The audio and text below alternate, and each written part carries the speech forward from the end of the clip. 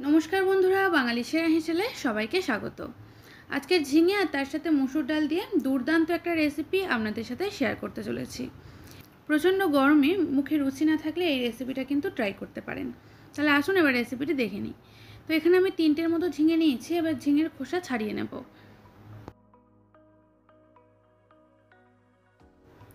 তো এবারে ঝিঙেগুলোকে ছোট ছোট করে টুকরো করে কেটে নেব।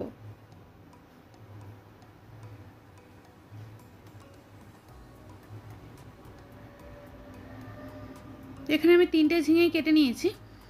তো ঝিঙেগুলো কাটার আগে যদি আমরা পরিষ্কার করে ধুয়ে নিই তাহলে কিন্তু আরও বেশি ভালো হয়। এরপর একটা মিডিয়াম সাইজের আলু নিয়ে আলুটাকেও ছোট ছোট করে টুকরো করে কেটে নিচ্ছি।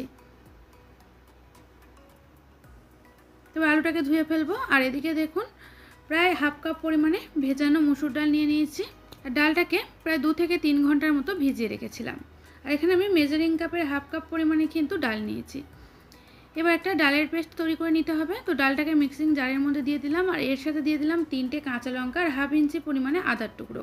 সামান্য পরিমাণে জল দিলাম, দিয়ে ডালটাকে বেটে নিচ্ছি। আর মসুর ডালে কিন্তু বাটার সময় খুব বেশি যে জলের প্রয়োজন হয় এমনটা নয়, একদম অল্প জল দিয়েই কিন্তু পেস্টটা তৈরি করবেন।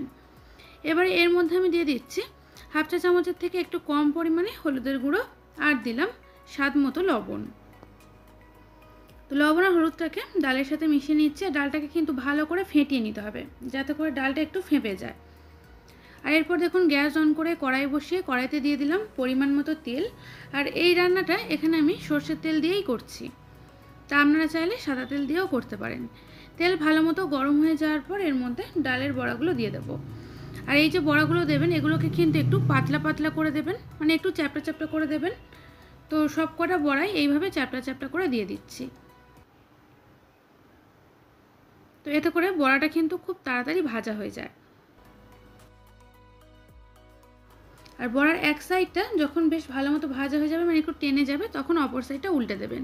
দিয়ে এইভাবে স্প্যাচুলাটা দিয়ে একটু চেপে দেবেন যাতে করে ওই সাইডটাও বেশ ভালো মতো করে পাতলা হয়। তো এইভাবে সমস্ত বড়াগুলো আমরা ভেজে নেব।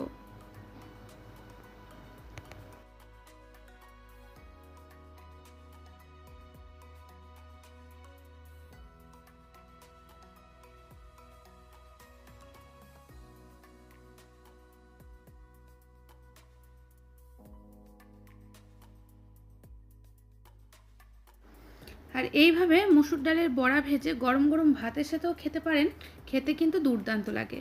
আর যত পাতলা করে ভাজবেন ততই কিন্তু বড়াটা মুচমুচে হবে।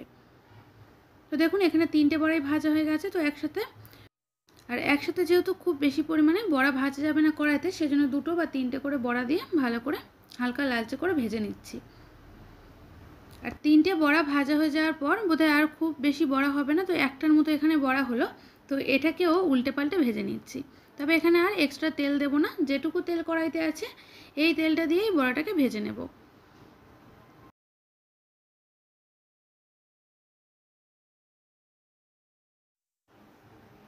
তো এই বড়াটাকেও ভেজে তুলে নিলাম। তো এইবারে এই কড়াইতে আমি দিয়ে দিচ্ছি 1 টেবিল চামচ পরিমাণে সর্ষের তেল। তেল গরম হয়ে যাওয়ার পর একটা তেজপাতাকে এইভাবে ছোট ছোট করে টুকরো করে দিয়ে দিলাম হাফ চা চামচ পরিমাণে কালো জিরে। এর মধ্যে কিন্তু এই দুটোই ফোড়ন দেব। তো তেজপাতা আর কালো জিরেটাকে লো ফ্লেমে ভেজে নিচ্ছি। যখন ফোড়নটা থেকে খুব সুন্দর একটা গন্ধ বেরিয়েছে তখন এর মধ্যে দিয়ে দিচ্ছি কাঁচা লঙ্কা কুচি। তো এখানে আমি একটা মতো কাঁচা লঙ্কা কুচি রেখেছিলাম, কাঁচা লঙ্কাটা দিয়ে দিলাম। কাঁচা লঙ্কাটা দিয়ে যদি তেলের ওপর একটু এইভাবে ভেজে নেওয়া যায় তাহলে কিন্তু লঙ্কার সুন্দর একটা ফ্লেভার হয়। তো লঙ্কাটাকে দিয়ে তেলের ওপর কিছুক্ষণ নাড়াচাড়া করেই দিয়ে দিলাম কেটে রাখা আলু। তো আলুটাকে দিয়ে আলুটাকেও বেশ কিছুক্ষণ ভেজে নিচ্ছি। তো আলুটাকে এখানে আমি আলাদা করে ভাজলাম না, তাতে কিন্তু তেলটা মোটামুটি অনেকটাই বেশি লাগতো। তো সেই জন্য আলুটা একেবারেই ফোড়নের ওপর দিয়ে দিলাম, দিয়ে একটু ভেজে নিলাম। এরপর দিলাম গ্রেট করে রাখা আদা। তো এখানে আমি খুব বেশি পরিমাণে কিন্তু আদা ব্যবহার করিনি, হাফ ইঞ্চির থেকেও কম পরিমাণে আদা গ্রেট করে দিয়ে দিলাম। আর দিলাম স্বাদ মতো লবণ।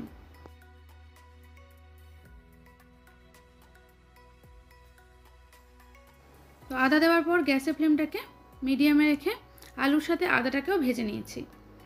তো কাঁচা আদার গন্ধ আর নেই। তো এই পর্যায়ে এসে এখানে দিয়ে দিচ্ছি কেটে রাখা ঝিঙে।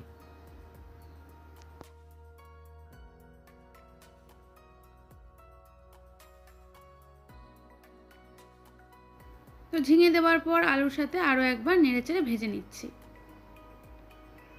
তো ঝিঙে দেওয়ার পর খুব বেশিক্ষণ যে ভাজবো এমনটা নয়। তো ঝিঙেটা দিয়ে দিলাম, দিয়ে আর এর সাথে আমি দিচ্ছি অল্প কিছুটা পরিমাণে হলুদের গুঁড়ো, আর দিলাম সামান্য পরিমাণে একটু জিরের গুঁড়ো। জিরের পরিমাণটা কিন্তু জিরের গুঁড়োর পরিমাণটা কিন্তু আমি এখানে হাফ চা চামচের থেকেও কম পরিমাণে দিয়েছি। দিয়ে খুব ভালো করে হলুদের গুঁড়ো আর জিরের গুঁড়োটাকে ঝিঙে আর আলুর সাথে মিশিয়ে নিচ্ছি।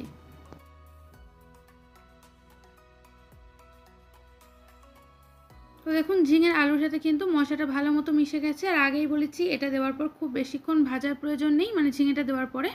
তো সেই জন্য এবারে দিয়ে দিলাম পরিমাণ মতো জল। তো এখানে আমি প্রায় মেজারিং কাপের 1 কাপ পরিমাণে জল দিয়েছি। খুব বেশি কিন্তু জল এখানে দেবেন না।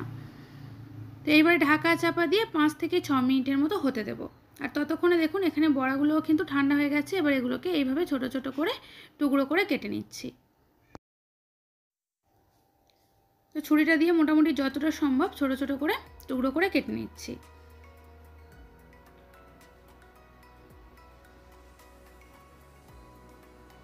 আর এগুলো কিন্তু গরম অবস্থায় কাটবেন না, তাহলে এগুলো কাটা যাবে না। মোটামুটি যখন বেশ ভালো মতো ঠান্ডা হয়ে যাবে তখনই কিন্তু এই বড়াগুলোকে এইভাবে কেটে নিতে হবে।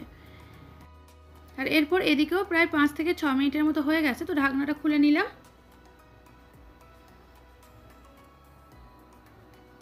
তো আলুটাও বেশ ভালোভাবেই কিন্তু সেদ্ধ হয়ে গেছে। তো টেস্টটা ব্যালেন্স করার জন্য দিয়ে দিলাম হাফ চা চামচ পরিমাণে চিনি। যেহেতু নিরামিষ রান্না একটু চিনি দিলে কিন্তু স্বাদটা বেশ ভালোই লাগবে। তো এখানে দেখতেই পাচ্ছেন ঝোল যে খুব বেশি আছে এমনটা কিন্তু নয়। তো এই পর্যায়ে দিয়ে দিলাম ডালের বড়া, যে বড়াগুলো এইভাবে ছোট ছোট করে পিস করে রেখেছিলাম সেই বড়াগুলোকে দিয়ে দিলাম। দিয়ে ভালো করে ঝোলের সাথে মিশিয়ে নিচ্ছি। আর বড়াগুলো যেহেতু সবেমাত্র দিলাম সেজন্য ঢাকা চাপা দিয়ে 1 থেকে 1.5 মিনিটের মতো হাই ফ্লেমে ফুটিয়ে নিতে হবে। দেখুন হাই ফ্লেমে ফুটিয়ে নিয়েছি। ঝোলটা কিন্তু আর একেবারে নেই, বেশ শুকনো শুকনো হয়ে গেছে। তো এটা এইরকমই কিন্তু খেতে বেশি ভালো লাগে। তো গরমে যদি মুখে ভালো না লাগে কিছু, তাহলে কিন্তু এই রেসিপিটা ঝিঙে দিয়ে এই রেসিপিটা আপনারা বানিয়ে নিতে পারেন। দুর্দান্ত খেতে লাগবে বন্ধুরা। তো এবার এটাকে কিছুক্ষণ স্ট্যান্ডিং টাইমে রেখে তারপর গরম গরম পরিবেশন করছি। আর আমার আজকের এই ঝিঙে রেসিপি আপনাদের কেমন লাগলো অবশ্যই করে জানাবেন। যদি ভালো লাগে তাহলে একটা লাইক আর শেয়ার করতে ভুলবেন না। আর আমার থেকে নিত্য নতুন রেসিপি পেতে চ্যানেলটি সাবস্ক্রাইব করে পাশে থাকা বেল বাটনটি প্রেস করে দেবেন। সবাই ভালো থাকবেন, সুস্থ থাকবেন। ধন্যবাদ।